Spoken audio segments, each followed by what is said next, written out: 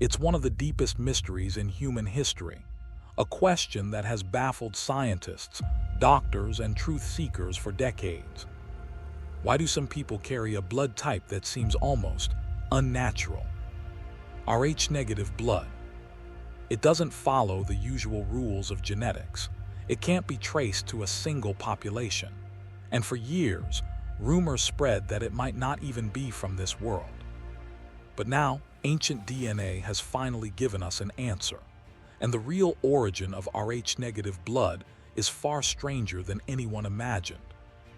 To understand what makes Rh-negative blood so mysterious, we need to start with the basics. The blood running through your veins is not all the same.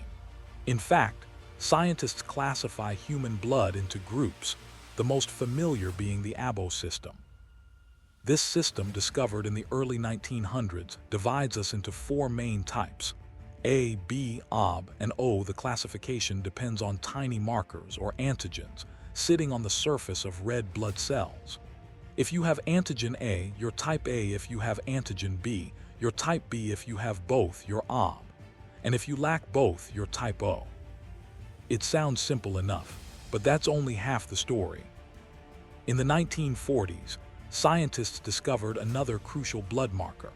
While experimenting with rhesus monkeys, primates genetically close to us, researchers identified a protein on red blood cells that would forever change the way we understand human blood.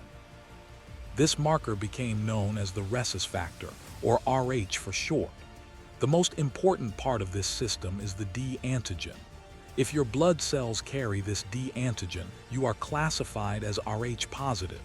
If they don't, you are Rh negative. Here, where the mystery begins.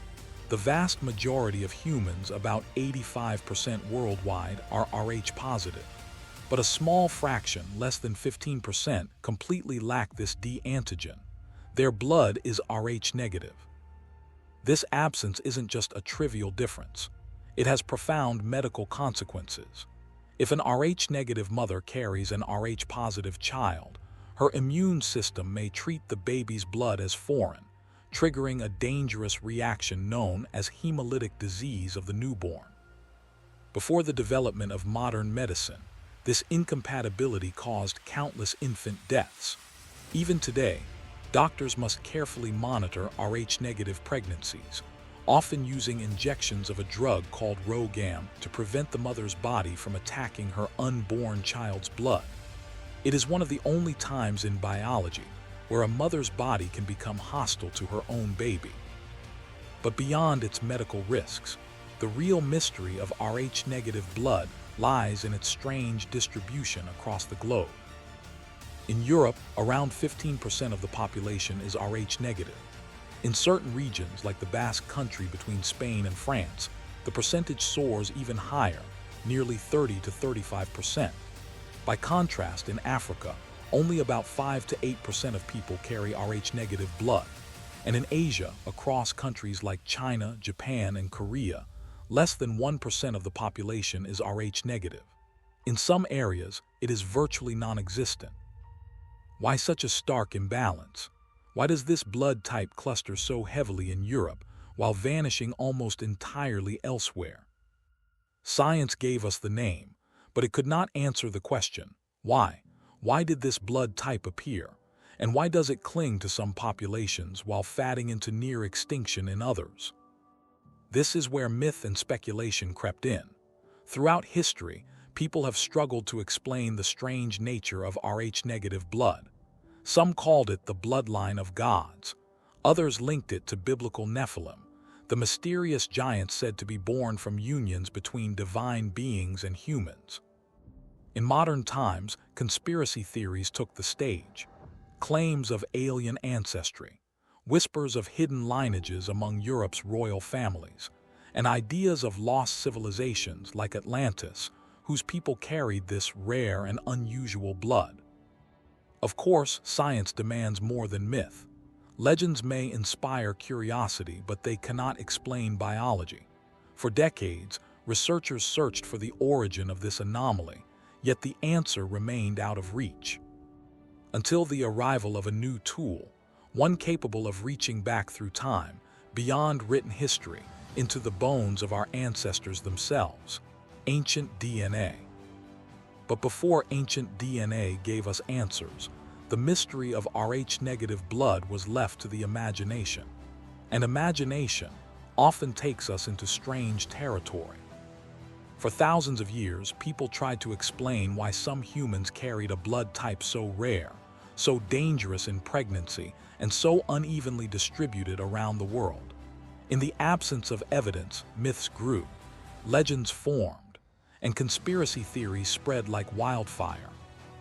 Let's look at the four most enduring theories that claim to explain Rh-negative blood. 1. The alien hybrid theory. The most sensational is the alien hybrid theory. It claims that thousands of years ago, extraterrestrials visited Earth and altered the human genome.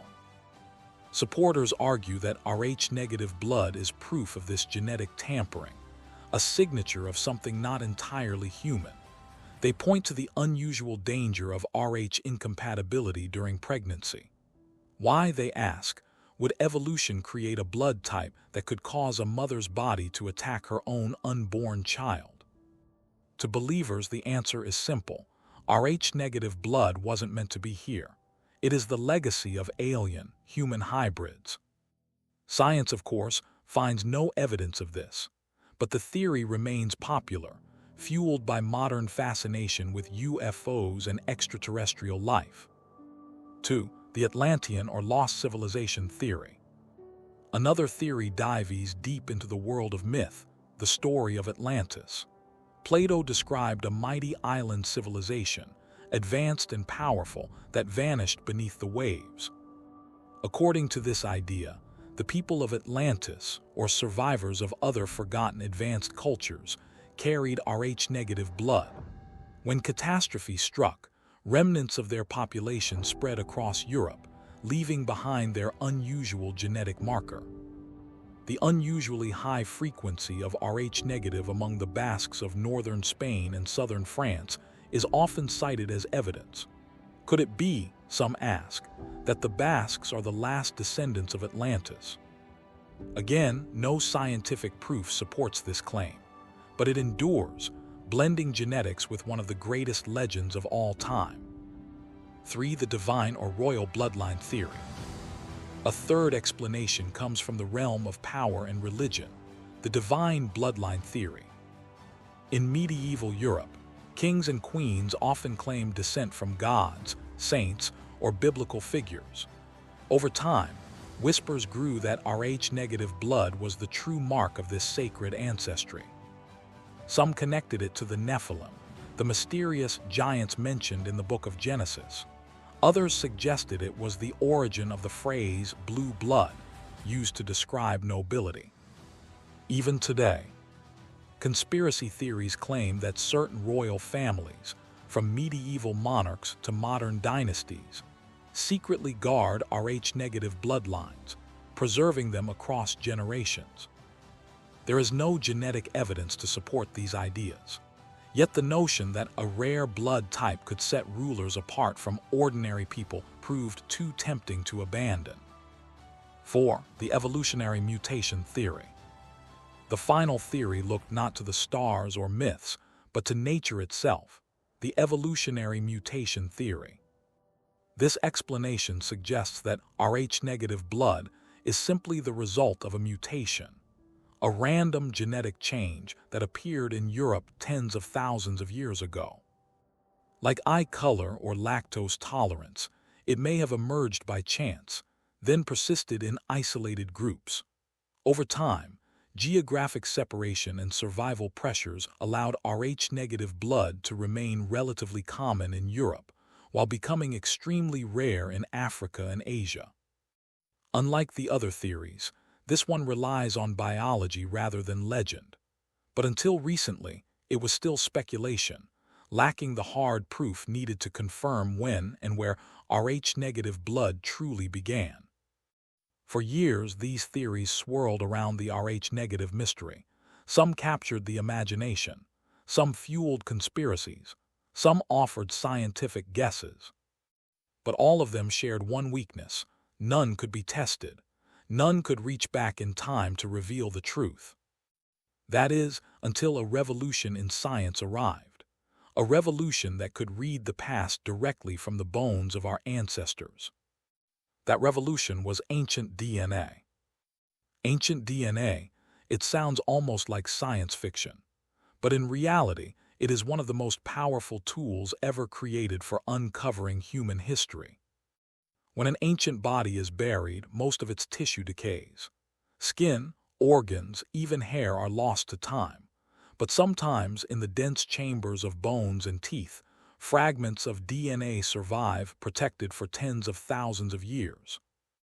Using painstaking techniques, scientists drill into a tooth or bone, collecting fine powder. From this powder, they extract the chemical traces of DNA, fragile molecules twisted in a double helix. Most of it is broken, scattered into tiny fragments. But with advanced sequencing technology, computers can piece these fragments together, like solving a jigsaw puzzle with billions of pieces. In the last 15 years, this method has revolutionized anthropology. Suddenly, human history was no longer built only on pottery shards or cave paintings. Now, it could be read directly in our biology. Ancient DNA revealed forgotten migrations, showing that our ancestors moved, mixed, and spread in ways no one had imagined. It revealed lost cousins, Neanderthals in Europe, Denisovans in Asia, whose DNA still lives inside many of us today. And it raised a daring possibility. What if these ancient humans carried the genetic secret of Rh-negative blood? So, scientists looked. They sequenced the Neanderthal genome, drawing from bones preserved in European caves more than 40,000 years old. They sequenced the Denisovan genome, extracted from a single pinky bone found in the Siberian ice, and they compared them to modern humans. What they found was shocking.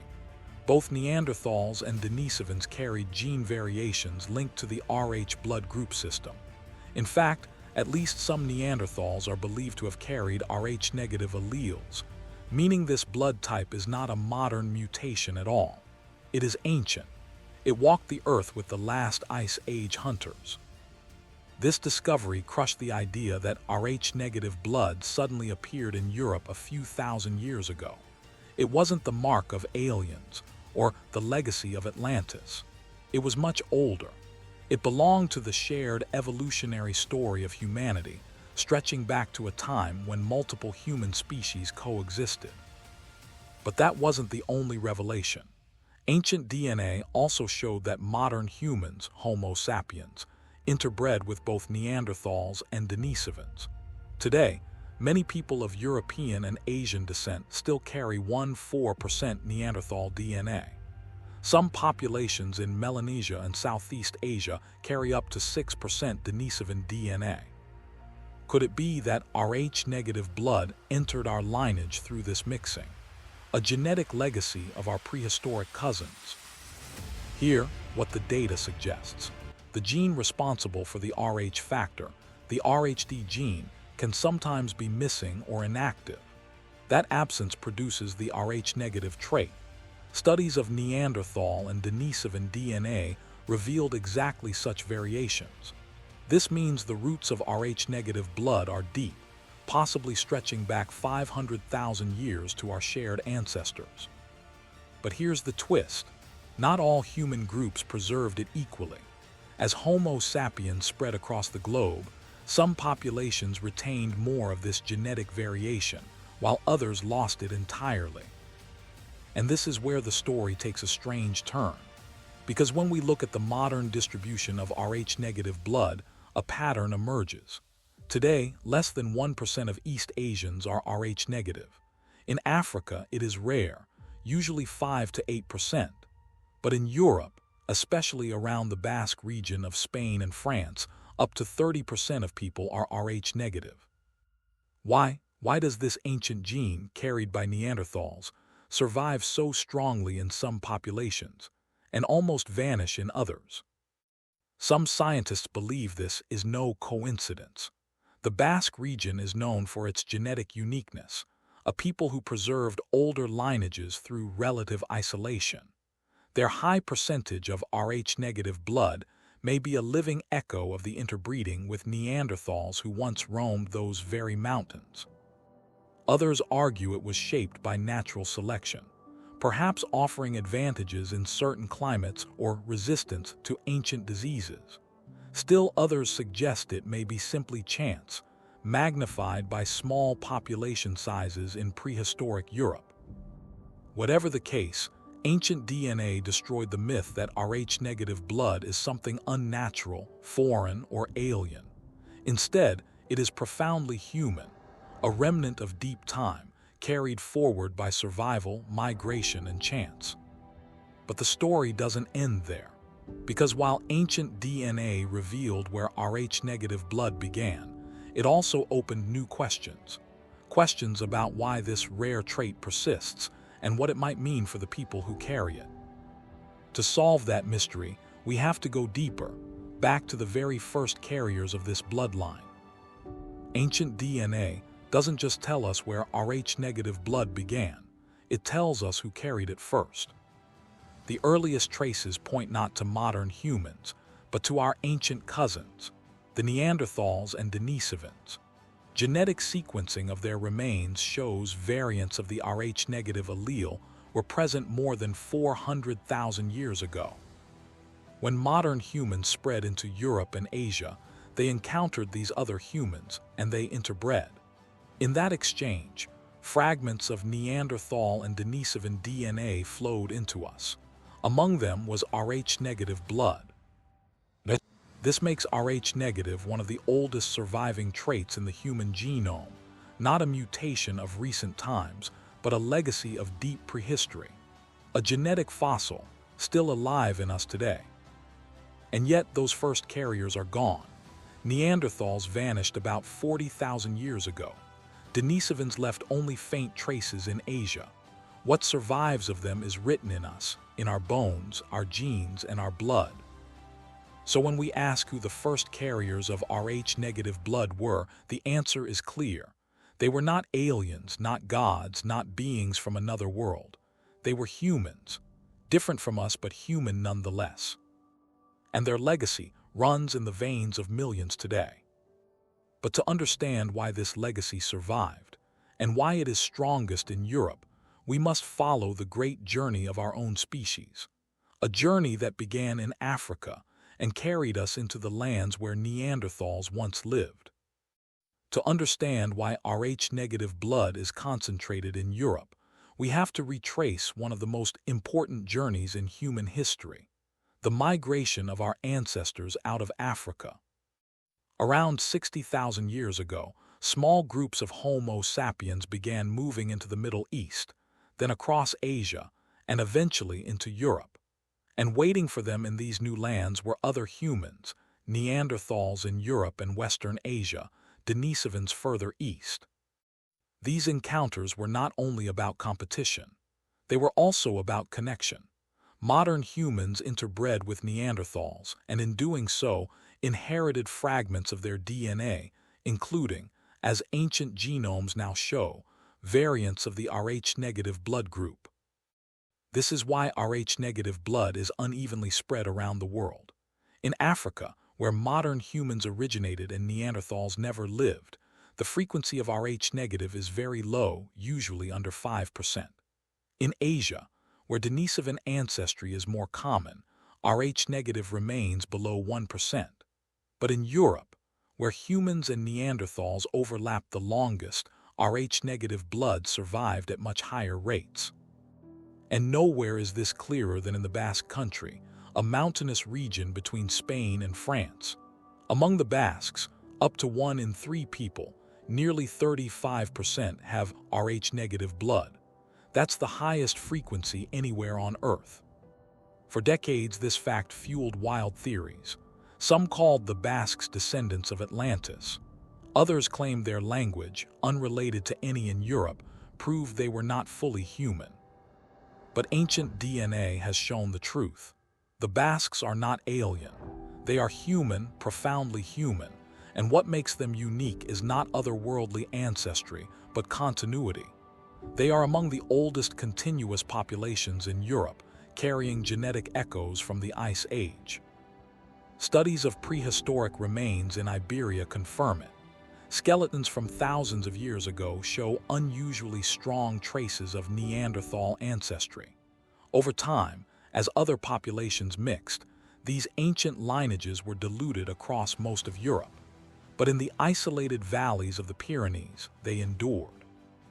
In other words, the Basques are not a mystery from outside Europe. They are a window into its deepest past. This explains why the frequency of Rh-negative blood is highest here. Not because the Basques are different from the rest of us, but because they preserved a genetic inheritance that others lost. Their blood is not alien. It is ancient. So why does the map of Rh-negative look the way it does today? Because of migration. In Europe, where Neanderthals once thrived, their DNA was woven into the human story.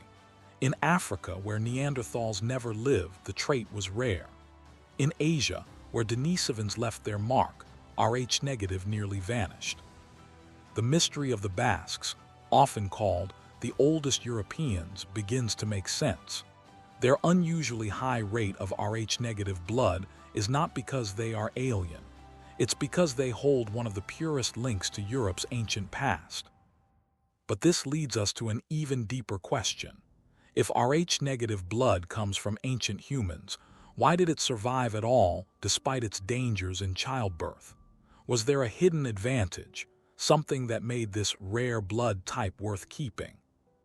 The answer may lie in the strange logic of evolution itself, a balancing act where weakness can hide strength and survival can depend on trade-offs. One clue comes from disease. Some researchers believe Rh-negative blood offers protection against toxoplasmosis, a parasite carried by cats and rodents that can cause illness, especially in the brain and nervous system. In ancient Europe, where humans lived alongside wild animals and disease was a constant threat, this resistance could have offered a real advantage. In this sense, Rh-negative blood may have saved lives, even while making childbirth more dangerous. Other studies suggest links between Rh-negative status and fertility. In certain combinations, women with Rh-negative blood may have had higher chances of conceiving or carrying healthy children, balancing out the losses that occurred when incompatibility arose between mother and fetus. This might explain why the trait never disappeared. Evolution doesn't always choose perfection, it chooses balance. And yet, the disadvantages were real. When an Rh-negative mother carried an Rh-positive child, her immune system could attack the baby's red blood cells, a deadly complication known as hemolytic disease of the newborn. In the ancient world before medicine, this often meant tragedy. This constant push and pull, survival advantage on one side, deadly risk on the other, created a delicate equilibrium. In other words, Rh-negative survived not because it was superior, but because nature found a strange equilibrium, too costly to spread everywhere, but too useful to vanish entirely. But even as science uncovered this balance, something else was happening. Where evidence left gaps, myths rushed in, and for centuries those myths shaped how people imagined Rh-negative blood. Some said it came from the stars, that those with Rh-negative blood were descendants of aliens. Others tied it to lost civilizations like Atlantis, claiming a divine or superhuman origin. But science tells a different story. Not alien but Neanderthal, not Atlantean but Ice Age, not a gift from the gods but an inheritance from humans long gone. Yet mystery still lingers. Studies suggest Rh-negative people may sometimes respond differently to disease, to anesthesia, even to immunity itself. Not superhuman, but different enough to keep scientists asking questions. Science stripped away the fantasy, but what remains is still astonishing. A genetic legacy from a species long extinct, living on in the blood of millions today.